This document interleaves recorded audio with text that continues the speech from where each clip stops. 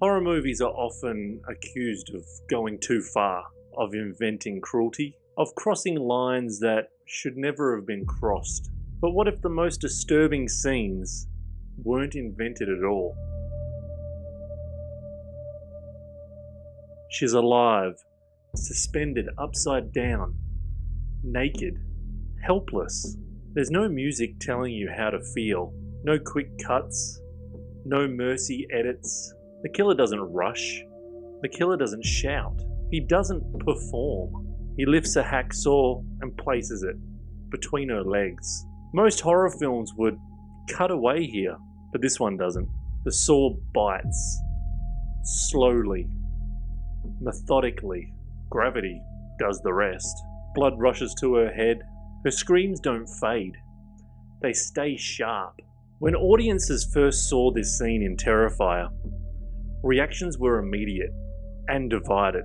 Released in 2016, Terrifier, it wasn't a big studio-backed machine. It didn't arrive with warning labels. It found its audience quietly, then traumatized them loudly. Reports of walkouts circulated. Horror forums, they lit up. Even some of the seasoned horror genre fans, they asked the question, why would anyone make this?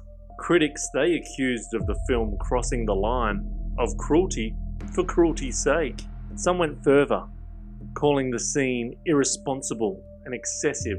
But defenders argued the opposite, that horror actually had become safe, that audiences had grown comfortable, and that discomfort was the whole point. But nobody asked the real question.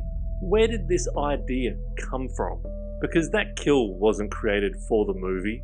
It wasn't dreamed up in a writer's room. It came from history. Death by sawing. It's a documented execution and torture.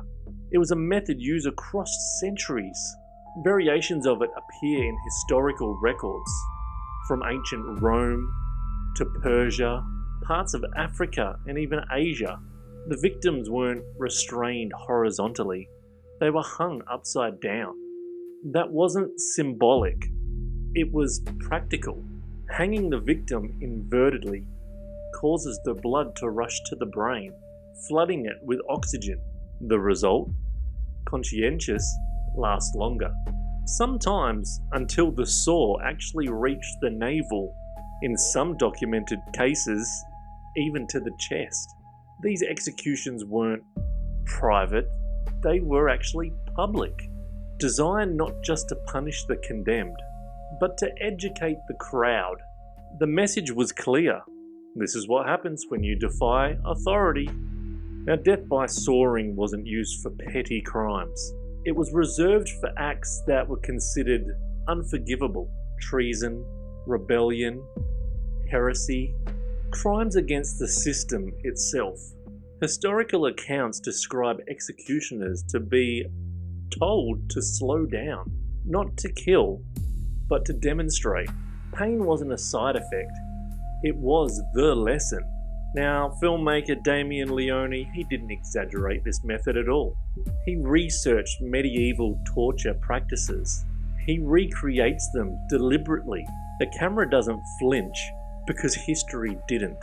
What audiences see in Terrifier isn't heightened for shock, it's simplified. Yeah, horror movies are always often being blamed for being cruel, but cruelty didn't begin with cinema. Cinema just shows it to us, without the comfort of centuries in between. And maybe that's why scenes like this disturb us all very deeply, because they're not fantasy, they are reminders.